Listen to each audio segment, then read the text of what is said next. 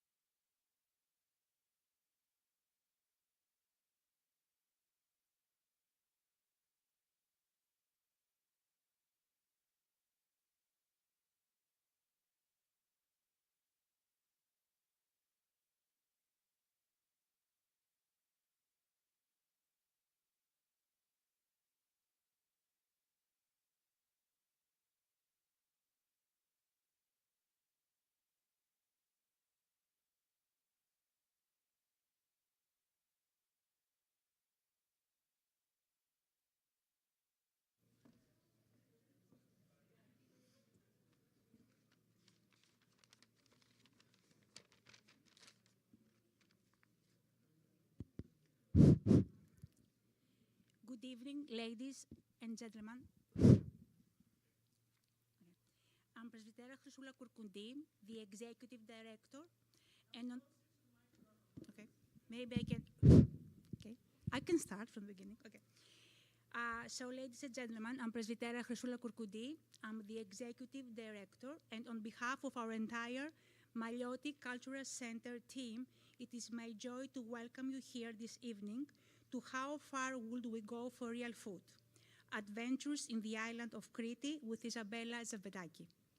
This exciting event is under the aegis of the Consulate General of Greece in Boston and co-sponsored by Maliotti's Cultural Center, the AA Foundation, the Hellenic Center for Excellence in Health and Wellness, and the Mediterranean Diet Roundtable. Before we begin tonight's incredible presentation, I welcome to the podium Consul General of Greece, the Honorable Simeon Tegos, for opening remarks. Thank you.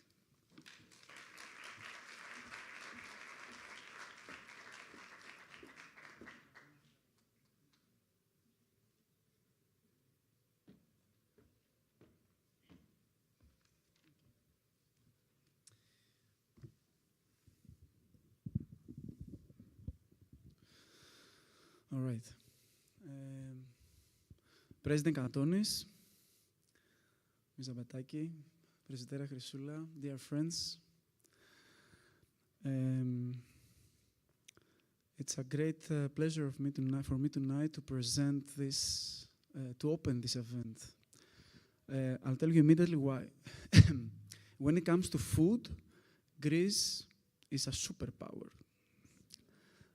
We don't mess with our we don't mess with our food. We don't mess with the people that prepare our food, and we don't mess with the people that deal with it. Stefanos, an incredible doctor from Harvard. I think that says all, but I can tell you he has many titles and responsibilities, but he's an incredible person. And had a very emotional moment when he visited Crete a few months ago. He's going to present Mrs. Zavedaki, but give me 1 or 2 minutes to share with you a few thoughts about this subject. In this empire of food of ours, Crete is the crown jewel. And I'm telling you, I'm from Thessaloniki, so I'm very objective about it. And this crown jewel, we need to protect, we need to nourish, we need to promote. And why it is our crown jewel? Because in Crete, food is our way of life, it's who we are and what we do. It's much more than put some food in our stomach. I know many people from Crete here today. Miss Iliaki, another doctor. One of the first persons I met when I came here to Boston, when I arrived there, the first thing she told me, she said, I have something from Crete for you. Food is a way of life for us. That's why we're a superpower. So it's my extreme pleasure to welcome tonight all the participants and all of you, because we're going to talk about it with a person that is very passionate about that. And she made it very clear to me and to all of us. So thank you for being here. Stefanos, it's your turn. I'm really excited about the event. Thank you.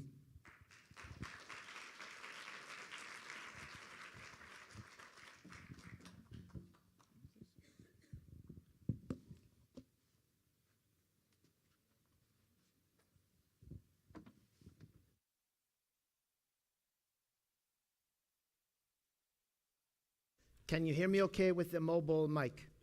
Yeah. All right, excellent. Thank you all for coming. Thank you for your patience. Before I present our distinguished keynote speaker, Ms.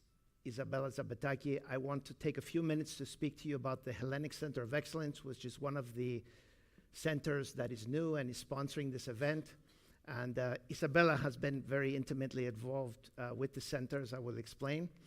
And to follow on the words of the consul, why Crete? Why Crete? So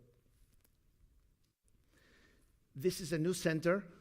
We are just within the last month incorporated as a nonprofit in the state of Delaware.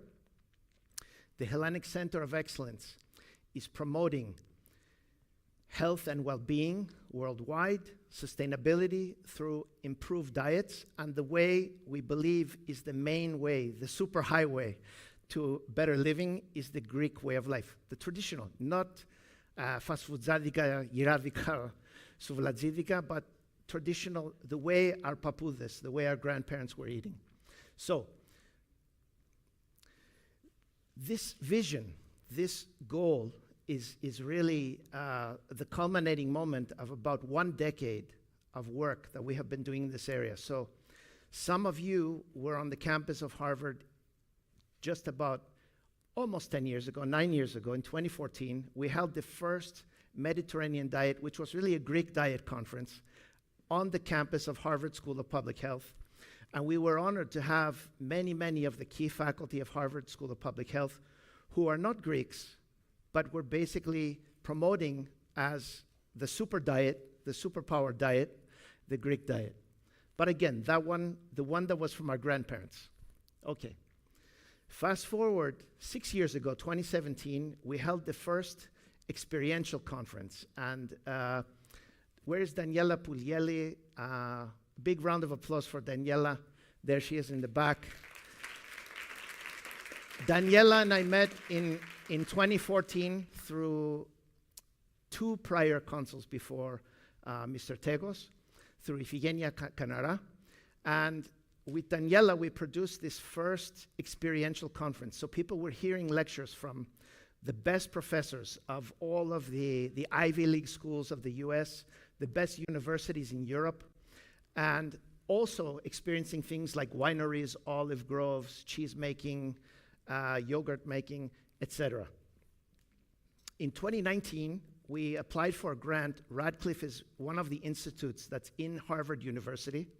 We applied for a competitive grant and we were awarded it to say basically the superpower diet, as our Consul General says, how can we promote it worldwide and not just everywhere, but in all institutions. So starting in primary schools, in hospitals, in universities,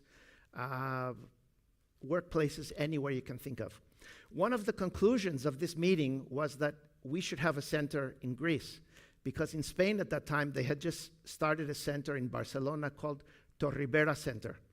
And this is a great thing, but, you know, we started it in Greece. So then in Greece, why in Greece and where? And okay, my Katagogi is also from the north, from northern Epirus. So like the consul, I'm going to say, despite all that, Crete is the place. Why? Because historically, and for many other reasons, but start with ancient history. Europe starts in Crete. The Minoan civilization is not just the first Greek civilization, but it's the first civilization in Europe. So geographically, Europe starts in Crete, and historically, it starts in Crete. The Minoans were one of the first peoples to cultivate the olive tree, to develop the olive oil, and then to start exporting it all throughout the Mediterranean. Fast forward, in the post-war years, Greece had a very difficult period after World War II and after the Civil War. And Princeton University, through the Rockefeller Foundation, sent a professor named Albo to Crete. You can see that his book, the name of his book, if you buy it, is The Case Study of an Underdeveloped Area. He was expecting to find starving third world people when he went to Crete. And on the other hand, he found a diet of poverty that had the people very, very healthy, unbelievably healthy and in good shape, and mostly based on plant-based foods, and 40% of the calories were coming from olive oil and olives, 40%. Unheard of in the US. And he describes the food was literally swimming in olive oil. Where does the term, some people asked me last night at dinner, where does the term Mediterranean diet come from? It actually comes from Crete being the star of this next study, which is called the 7-country study. Many of you who are in medicine, nutrition, you know about it, but Ansel Keys was an American nutritionist. He had gone to Italy. He saw that there were less heart attacks, seemed like, than in the US in the 1950s. He said, must have something to do with what the people, the way they live, what they eat, etc. He put together 7 countries, Finland, Holland, Japan, US, former Yugoslavia, Italy, and Greece. In Greece, he had 2 populations. One was Crete, the other was Corfu, and you see that's the second Greece in the yellow circle, that's Crete. What we see in that graph is that the number of heart attack disease cases, deaths, etc., they're oppositely related to the amount of monounsaturated fat, which is the fat coming from olive oil. And you can see later our extremely famous Walter Willett, who's the most cited person in medicine in the whole world, was our chair of nutrition for many years, now still professor at Harvard. He did this study in Science, and he showed the people in Crete had a longer life expectancy than both in the US and Japan. They had less cancer and less heart disease. So, Ansel Keys, he was in love with Italy. Danny, where are you? We love Italy too. We love Daniela, but he actually settled in Italy. He built a house there. He died in a town called Pioppi in southern Italy. So he named this the Mediterranean diet, but really Crete was the star of his study.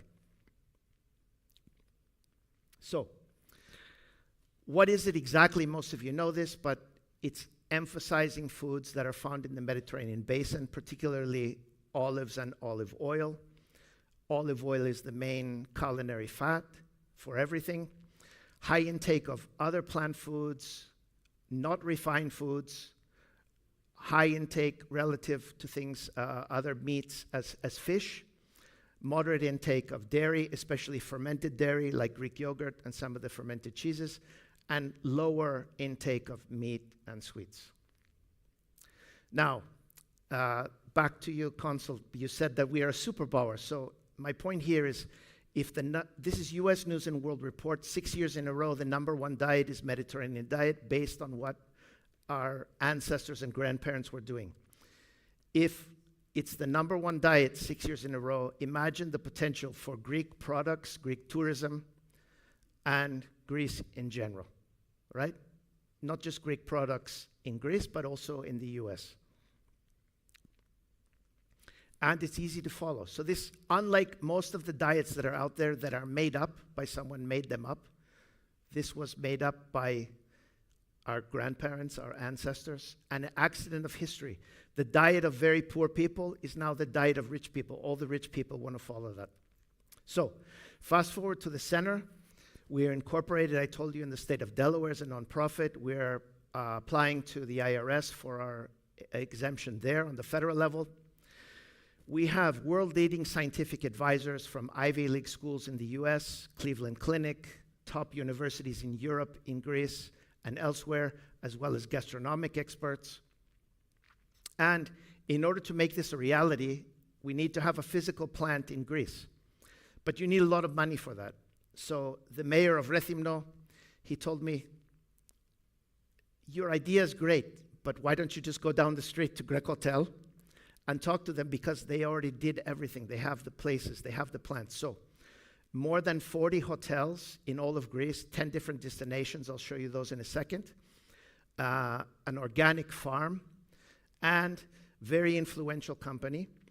And what we proposed when we went to the Minister of Tourism, who at the time was a physician, Dr. Kikilias, and then later to Governor Anotakis in Crete, and Mr. Vlatakis, who is the director of the tour operators in Crete, they all said this is a great idea. And it's consistent with what the Greek National Tourism Organization is looking for, EVZIN, or good living, and also Tourism 365. So here we see Grec Hotel. It's spread all throughout Greece, but the home base is in Crete. But we have flexibility in the future. If we want to do conferences in other places in Greece, we can do it. I mentioned the farm. We're going to visit this farm in a few minutes. The temperature in Crete is also mild, so it's favorable to year-round activities. So between 50s and 80, or like June in Boston, 50s and 80s, depending on the day. But all year in Crete is hospitable for outdoor activities. We announced the center last year in a closed meeting at the Vatican that related to olive oil and Mediterranean diet. And this gave us the opportunity, being gathered there, many famous professors, culinary people at this closed meeting. We transported 15 of them with the help of Grec Hotel, with the help of the Ministry of Tourism, the tour operators, the governor of Crete. We transport them to Crete for a 5-day experience, which was, of course, covered by tonight's keynote speaker. As a journalist, Mr. Papachelas from Kathimerini sent her personally because he trusted her. And you can see a lot of these articles were written by Isabella, who you're going to hear from in detail. But there was a wide coverage elsewhere in Greece, especially in Crete, very successful. That's Dr. Willett. And that led to last year's conference in November in Rethymno, which was extremely successful. Some of our sponsors are here tonight, like Mr. George Fragiadakis, and Mr. Danis is on his way to Greece, but he sent regards. He was also, and Trekos, Dr. Matos, where are you? And Joe, thank you. And you can see support of many ministries and other people. This year will be bigger and better, but even last year, we were privileged to welcome more than 100 people from 10 different countries and 4 continents. It was quite a splash. Again, there was a lot of coverage in Greece. And it's the kind of conference where we have presentations that are more academic in nature, as you're hearing right now, but also combined with things like olive oil tasting, which you see on the bottom left, visits to the Arkadi Monastery, visit to a winery, to olive groves, and more olive tasting. And we also want to highlight, I know we have some medical professionals here. Some of them are still training and doing things. So we had competitions where all young people can present their abstracts as posters. We select the best 5 for oral presentations. The top 3 got monetary awards, judged by top professors from around the world. These are 5 students with Mr. Kalaitsidakis from Grec Hotel, my partner there. He's the director of operations for the whole company, and he's a native of Rethymno. And 5 students from CITIA, the Hellenic Mediterranean University, studying nutrition. Their dream, they spent 5 days with us, rubbing elbows and doing all the experiences. This year, we'll get more scholarships. I guess we did a good job because at the end of April, we got a tourism award, one of the coveted honorary awards from Bousias. And this was really for reflecting Greece in a positive way outside of Greece. Now, if you humor me, we'll take a visit to a Greco farm right outside Rethymno, which belongs to Grec Hotel. It's a recreation of a 17th century Cretan village.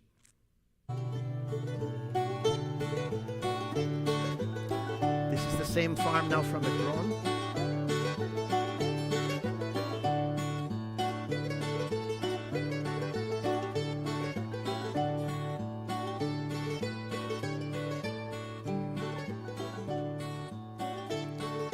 The Cretans know very well what this is, but this is a Greek Cretan grappa, for those who are not familiar. And it's prepared right on the farm. They call it tsipoudia.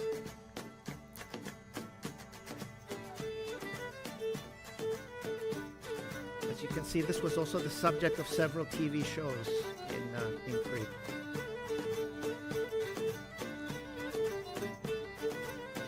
I'm not highlighting my dancing, but the fact I'm dancing with the president of the Omilos Vracophoron, which was a big honor.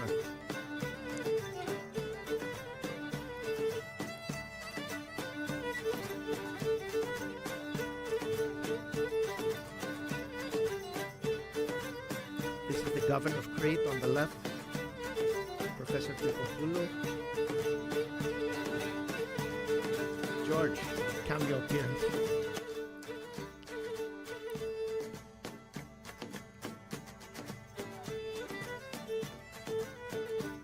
Governor together again.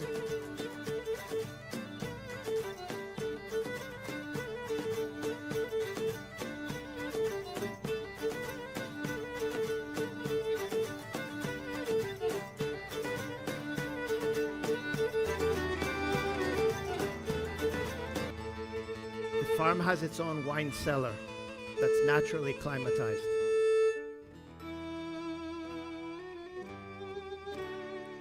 These are all products of Crete.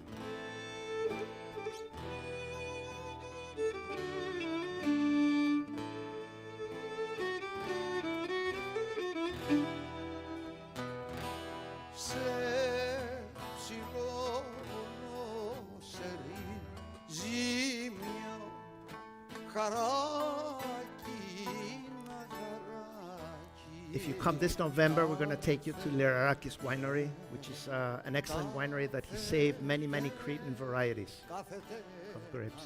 να ητός, κάθεται να ητός. Σε γνωρίζω από την κόψη του σπαθιού την τρομερή.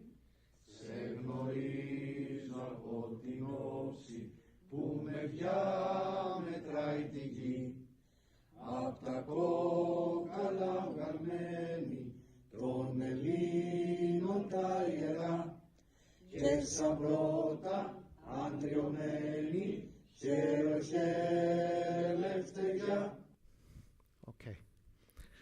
That was the Arkadi Monastery, and all of the Greeks were basically with goosebumps and tears in our eyes because the priest suggested we sing in this place of sacrifice where people, they blew themselves up, women and children, rather than being taken prisoner by the Turks. And so this was a very special thing. So, in conclusion, before I turn it to Isabella, join us this November. You're going to see, you're going to hear, you're going to taste. You will dance, you will try, and you will live unique experiences in the embrace, μες στην αγκαλιά της κρητικής φιλοξενίας, in the embrace of the Cretan hospitality, which is legendary throughout all Greece, and the amazing people and history there. So save the date, 13 to 18 November, and we expect to see you soon in Rethymno. Now, for the main event, our next speaker is Miss Isabella Zambetakis. She is a very well-known journalist in Greece. She actually did her undergraduate studies in Iowa, in the US. She's fluent in Spanish. She studied Spanish literature, and then she went to Spain and has a master's degree from Spain. Her work, you saw some of it already during my presentation, Kathimerini, and many other outlets, both in Greece and abroad, especially related to travel and food. She is the creator of the Tourism and Greek Hotel Awards. Her book, Handcrafted Crete, Χειροποίητη Κρήτη, it's a fantastic bilingual book, English and Greek side by side. I have it. I'm honored to have it on my sitting table in the living room. It's an amazing book of photos and all things Crete, and I think it speaks to what she's going to tell us tonight. So she's a frequent speaker at many conferences, and we're going to enjoy her tonight. And besides all of that, Isabella is also a mother of 2 sons, and if there wasn't enough, I don't know where you find the time, but she also practices sustainable farming. So, Isabella Zambetakis.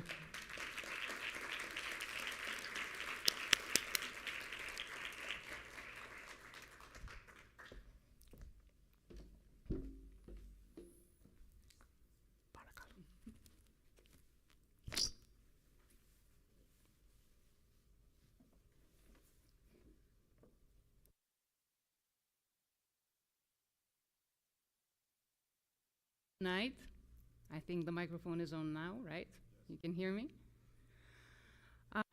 Stefanos told you a lot of things, but one thing he didn't tell you is how much I like unique experiences. And that sometimes gets me into trouble, because when I travel, I want to find what is truly authentic about every place I visit. when I'm doing research for a story, things get worse. And when I was traveling Crete to do this book, Handcrafted Crete, things got pretty bad. I spent a night in a cave one night to witness the honey harvest inside the Samaria Gorge. I jumped on a fishing boat at 5 a.m. before dawn one morning to join the men who collect sea salt from the rocks of Gramvousa. I drove above cloud level to the place you can see in the photo. This is Mount Psiloritis' highest plateau, to enjoy an open fire meal of stolen meat. I did not have clear limits as to how far I was actually disposed to go. And one of my biggest daydreams as I was researching my book was to participate in the nighttime cheesemaking up in the White Mountains. I had seen a documentary about Yannis Papasifakis, a shepherd who spends the spring and summer months up there in full isolation in a place it takes 3 hours hiking to get to. He milks his sheep and goats on his own, and he dedicates his nights to making Graviera cheese. There's nothing around but barren rock. The only thing you can see is the sea, and that is at a great distance. In my mind, that place was a distillery of essence, but I was not sure myself if I was actually willing to go that far. So, my Cretan expedition began on a warm July night when I took a boat from Piraeus, and early next morning I arrived in Iraklio. Then I drove to the village of Sises, which you probably have not heard of before because it's nothing of a tourist destination. But there's one thing that makes Sises very special. And if you judge by the picture, you might say there's something kinky going on, but that's not really the case. Sises is in a place that is surrounded by a lot of Cistus creticus bushes, the pink rock rose. The village men collect the labdanum, which is the fragrant resin this bush produces, and that is a very special and unique ingredient. I love it for its smell, and when I can get a hold of it, my pockets are usually full of it. But millennia before me, ancient Minoans were already aware of its value and characteristics, so they sold it to Egyptians who used it for mummifications. And then millennia later, it became a pharmaceutical substance and used also as a base in French perfume making. What is kinky about labdanum is the way in which it is collected. That is under the scorching July sun. The temperature needs to be very, very hot in order for the resin to stick off the leaves of the bush and onto the plastic straps of this handmade implement that you see in the picture. If you ask the village men, they will tell you that they do not feel the strain in spite of the fact that they work under the burning sun for many hours. They attribute that to the essence that is released from the bushes into the air. They actually say that none of those who collect labdanum ever get sick throughout the year. And back in the old days, a little bit of labdanum diluted in warm olive oil was a cure both for cold and for skin complaints. During the pandemic, the tea that you can make out of the cistus leaves became a very popular way of strengthening the immune system. And cistus is actually comparable to green tea in terms of the antioxidants it contains. So along with malotira and victamos, two more of Crete's unique herbs, it is one of the best tisanes you have for your health. Apart from its smell and the health benefits, however, what makes it very special to me is that it is a reminder of those humble treasures that are to be found even in the most arid landscapes. And speaking of arid landscapes, Yanis the shepherd still remains on my mind. But by now, I have decided that I will try and visit his mitato, the place where all of this cheesemaking takes place. So, through friends of friends, I managed to find his phone number, and I give him a call. And he tells me that I'm very welcome to visit, but it's going to be very hard for me to find my way up on that 3-mountain hike. So he recommends giving him some time to see if somebody from the nearby village can accompany me, and tells me to call him back a few days later. So I'm very happy and very excited to hear that. And I continue my expedition to Melidochori, a village that is south of the city of Iraklio, where there's a very famous carob plantation. And there I'm going to meet Kostas, a man who has planted hundreds, if not thousands, of these trees. Carob, oops, that was labdanum that I didn't show you before. Carob is common in several countries around the Mediterranean, but what is unique about the Cretan variety is that its characteristics were recently traced down by a world-first DNA analysis for carob. Rather than quoting scientific data, however, I'd like to describe it in the words of everyday people. To Cretans, carob is the chocolate of the poor. And you can see here in this photo that it's brown in color. Its pod does somehow resemble the shape of a chocolate bar. It is sweet, but other than that, it's very fibery, and there's also a peculiar juiciness to it. It's very good for you. It contains 3 times the amount of calcium that milk does, and a number of other nutrients that make some nutritionists consider it a superfood.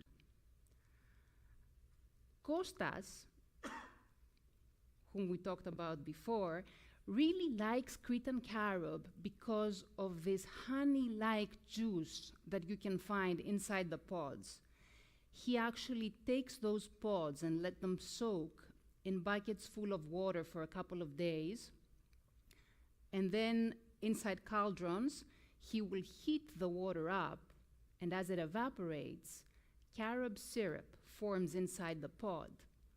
This is something that is very good for your health, and it's quite tasty too. I had the chance to taste carob syrup along with carob rusks and the strong alcoholic drink that Kostas produces with his carob. And when I told him that his carob is better than chocolate, of course, he did not pass on the opportunity to brag about his trees that he loves so much. And he told me that they require so little care that you don't need to plant, to water them or to take any other care of them. They're just there. They protect the soil from erosion, and they also protect against wildfires. So some say that these trees are the answer to climate change. And I felt the charm of these trees, so I went back and paid Kostas another visit in September, which is the month of carob picking in Crete. I don't know if you have ever harvested a tree, but to me it's one of the most gratifying experiences a human being can have. So there we were on this September day. Kostas was using a stick to hit the branches and make the pods fall on a net he had laid on the ground.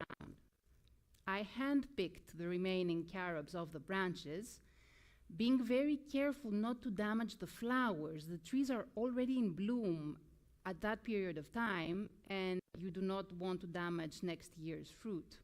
His dog was supervising the job, which was a pretty good job because in an hour, we harvested about 100 kilos of carob. And then we sat underneath one of his trees. We ran our fingers through the harvest and had a taste of the carob. as you can imagine, nothing can compare to tasting a fruit right underneath the tree that gave it. And when it comes to harvests, I have to tell you that it's not as easy when we're talking about olive trees. The next story I would like to share with you is that of a man who threatened his parents he would chop down and burn the acres of olive trees they passed on to him. And these were not just any olive trees, these were Tsunati variety giants. Before visiting Crete, I did not even know that there are different types of olive trees that produce different types of olive oil. And much like wine, they complement different types of food because they have different aromas and different flavors. Tsunati is a variety that nobody used to make olive oil out of, even though it was an ancient variety. And when Ephtihis from Agriles said he would give it a try, people treated him like the village madman, which is an irony because not only he managed to produce olive oil, but this is the first olive oil to be globally certified as a food supplement because of its high concentration in polyphenols. Ephtihis' olive oil is very special because it's both pharmaceutical, but it's also gourmet, and it's served in Michelin-starred restaurants in Northern Europe. It's also very, very hard to produce. His olive trees, which are about 15 meters tall, grow in a terrain that's 90% rock on very steep hills. They're so big that their branches block out the sun, and when you walk underneath them, you can see the roots of the trees spread like veins, and you wonder how they manage to find the nutrients that are necessary to sustain them. When harvest time comes, Ephtihis becomes very fussy. He and his men climb up those tall trees, and they use electric whipper wands because he does not want to produce any fumes. Then they literally race the olive mill. He only tolerates a maximum of 5 hours from the moment that they pick the olives to when they extract the olive oil. And he also acknowledges that it is in his olive mill that he, as a producer, has say, because out there, it's nature that sets the rules of the game, and he does not interfere with that. He accepts things and changes and disasters and climate change consequences as they come. His olive oil has been analyzed in a series of studies, and it has been found to be very beneficial to a number of parts of our body, ranging from the heart and the digestive system, which is something we more or less know about olive oil. But it's also proven to have very, very good results when it comes to the nervous system and conditions that range from Alzheimer's disease to autism in children. Ephtihis is a man who does not sit still for a minute, so he's already experimenting with another ancient variety called Chondrolia. This literally means fat olive. He wants to make extra virgin olive oil out of that too. Most people say that he'll never make it, but I'm pretty confident. After completing this olive oil safari with Ephtihis, I understood why he was reluctant to take over this very demanding kingdom that his parents passed on to him.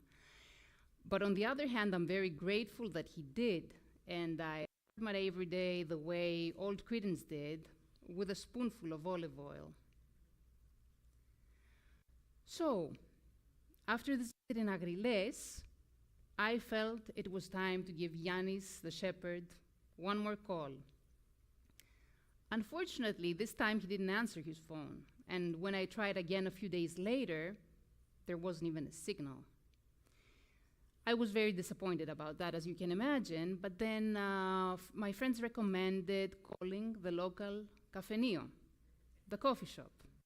a major intelligence hub in Crete, where you can find information about anybody and anything it is you're looking for. So I tell them, I ask them if they've seen Yannis, and they say he hasn't been in the village for some days now. They do sense the disappointment in my voice, so they ask what it is I'm looking for. And I tell them I'm writing this book about Crete. I want to include everything that's made by hand, and graviera, the traditional cheese of Crete, is something that I cannot leave out. I hear voices speaking on top of each other. People in that cafenio must be, arguing and everything. And then there's silence, and they announce the verdict, which is, if you can't find Yannis, why not try Sifis? So they recommend a well-respected cheesemaker on the other side of the White Mountains. And early next morning, right after dawn, I meet up with Sifis outside the village of Askifo. Sifis proves to be a man of very few words, so we exchange a handshake and we jump up on his pickup truck. And then it's a long, bumpy ride up a dirt road among the mountains with nothing but stone around us. Sifis does not say much, but this gives me the opportunity to enjoy the Cretan pickup truck, which is a whole universe of its own. It doesn't really feel like a vehicle because it's like you're flying, like you're hovering above the mountains. And if you look in the back, you can find everything, all kinds of utensils and objects that the driver owner uses for the different trades that he practices. After about half an hour, he stops the car and jumps off. He's removing a metal fence that is in front of us, and I realize that we have reached the place where he keeps his animals. The sheep and the goats are jumping in excitement because they know they're going to be fed, and that's the first place that Sifis goes to after we get inside his pen. The first secret to good cheesemaking that I discover is that you have to minimize the time and the distance from milking the animals to actually making the cheese. So as Sifis is milking, his assistant is already lighting a fire underneath this huge copper cauldron that Sifis inherited from his grandfather. And they pour the milk in, and they begin to stir. Now, this stirring will continue literally for hours. Sifis is using a wooden utensil, and then he's cutting the curd with a cheese harp, and he's mixing again and again and again. Do you know why they call it tiri? He asks at some point, and tiri is the Greek word for cheese, because it's a tyranny to make it. He grins, and he continues to stir. And as I wait for the process, I realize that many of those handcrafted objects that I admire and that I looked for during my expedition are very charming for us consumers, but they're so demanding on the people that make them. And I also look around Sifis mitato, his hut, and this is what I see. The basics, an old table with 2 chairs, a very plain bed, a shepherd's crook, a beautiful loom-woven tote bag. I feel great admiration for Sifis and for all of those people who know how to get by with the bare minimum. Sifis calls on his assistant to take over the steering and invites me to his kumos. Like you, I have no idea what a kumos is, and I do not even see it when it's in front of me because it's camouflaged in rocks that Sifis moved from the mountain slopes to create this alpine safe where he cures his cheese. We walk inside, and it's very dark. You cannot see anything. It's very cold, too. Gradually, I can understand that there's dozens of wheels of graviera cheese that are slowly maturing in the shelves around us. And Sifis picks one of them, and we walk back outside into the pleasant sunshine. There, he sets the Graviera cheese on the table very solemnly. And this is a table he's also made with his own hands. And it looks like a place that has hosted many meaningful gatherings of people. So he cuts out some pieces of Graviera, and he also pours some of his own wine into our glasses. Evviva, he toasts. And he manages to put so much meaning into this one word. There's actually meaning even in the silences in our conversation. And naturally, there's a very long silence after the first bite of cheese, because it's the best cheese I've ever tasted. It's sweet, mildly spicy, and very, very rich in aromas of herbs. It's made with spring milk, and that's the time when the animals feed almost exclusively with wild greens, so Cretan milk is at its best. I don't know what to say, so I just look at Sifis and I raise my eyebrows. And he doesn't say anything either, but his eyes are smiling. So we continue to honor the product of his work in small bites, in small sips, taking in everything from the environment they were created in, the sounds, the sights, the smells. Eventually, it is Sifis who breaks the silence. And what he says is, life is hard, but we manage. Thank God for my hands. Blessed be my hands. His words touch me so much that it hurts. Sifis makes me realize that up to that point, even I was not aware of the real reason of my expedition.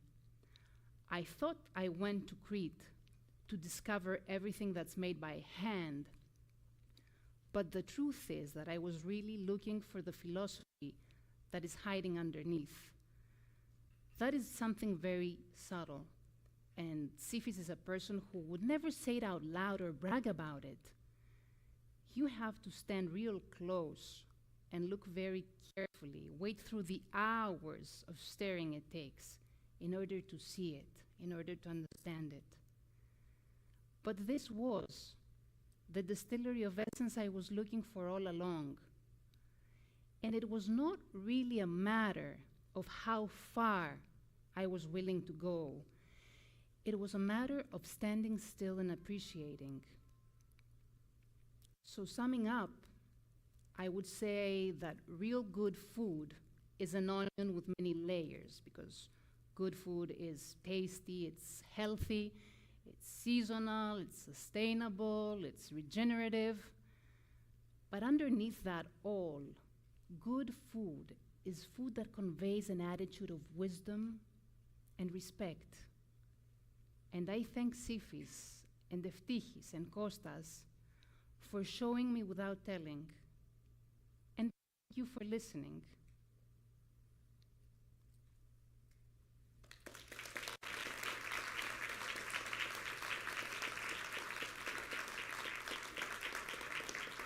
Thank you very much. I would like to add one last thing. I gave Sifis a call recently to see if I could get some of his Graviera cheese this year. And he told me that he won't be making any. And the reason is that he has some heart issues. His doctor does not allow him to be near heat. But it also points out to a sad truth, and that is that there are very few people who still make products in this traditional and demanding way. And if Sifis stops making the cheese, there aren't any young or new people that will keep on continue doing it. So I think we're at a time when it's very important that we value these products, because it's us who need to somehow protect them and show the people who know how to make them that there is a market and the appreciation for what they're doing. So thank you once more.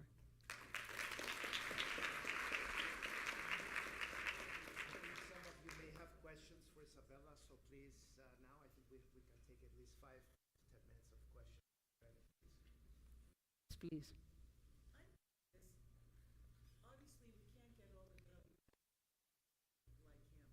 Yesterday, I just bought Graviera Kritis at Sophia's Greek Pantry in Belmont. And I'm wondering, who's producing those rounds of Graviera? There's many different producers. Most of Graviera that is exported outside Greece and outside Crete is the one that is produced in larger, more industrial places. This is actually called Graviera Stripas, which is Graviera of the whole, and it's made in the mitata, the shepherd's huts. It does not always comply with HASP or any, the protocol. So these people do not sell it commercially, but friends and connoisseurs get a hold of it and they buy it before we even know it exists. But there's good Graviera you can also get from the big. It seems like, I mean, that's really the only choice. At least in this country, you have to. Practically, yes. The wonderful cheese is my favorite, so it's good to hear. Yeah. Unless you come in November. Now that you've done this presentation, I'm thinking about it. There's a lot of things to discover in Crete, and one of the surprises to me is that even Cretans do not know all of the things that I had the opportunity to see when I was writing the book. It's a big island, it's very rich in tradition, so there's something new to discover every time. Yes?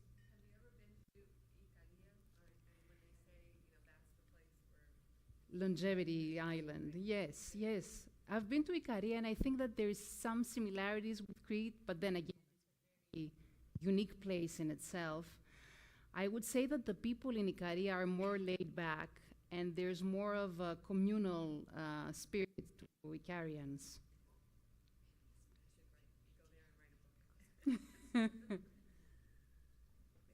see there's actually less data about Ikaria. Ikaria is a blue zone based on a journalist from National Geographic who did a great job, and he described 5 different places. 2 of them are in the Mediterranean. One is Sardinia, and the other is Ikaria. But Crete is really the one that has all the data behind it.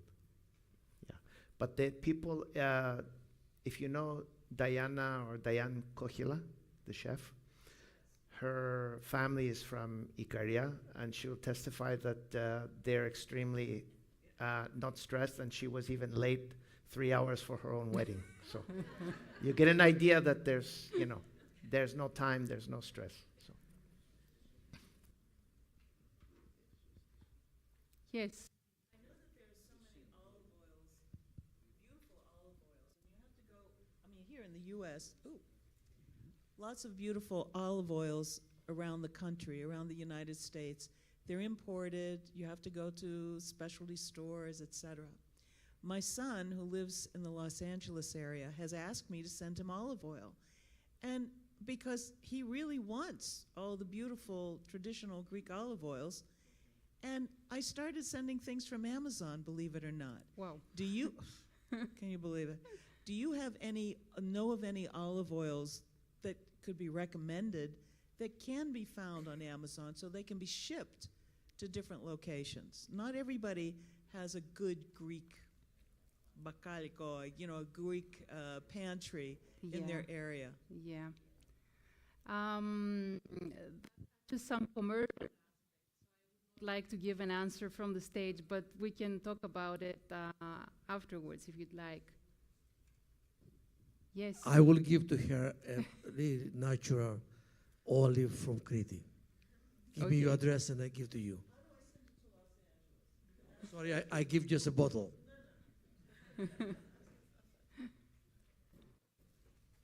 I think there's a question in the back. I was hoping maybe you could elaborate on the Tsunati olive and some of the, neurologic health benefits, just as a, was it applied topically? Was it ingested, or if you know? Yeah, up to the degree that I know, because I did not go into depth into it was consumed every day for a period of several months. The first results were already evident after about 2 or 3 months, but these researches are, I think, 3 years long, and they're now into their second year. Autism, there was a great difference in the degree of communication of the children with their caretakers, which improved, I think, over 50%. And also their sleeping and eating habits improved dramatically. Is there access to that study or that olive oil in particular? I can help you get access to the study.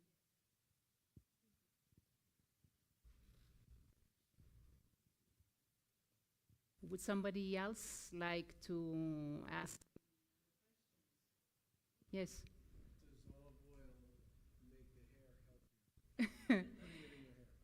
Yeah, it does. It works in that way too, yes.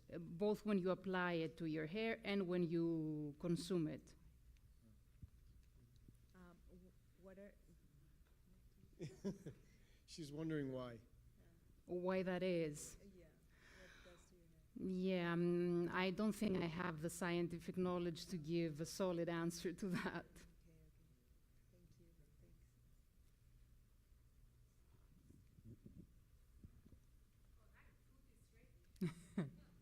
We can continue with more questions outside, and I'm very honored that you're here, and I would be happy to talk with you about anything else you might want to learn more about.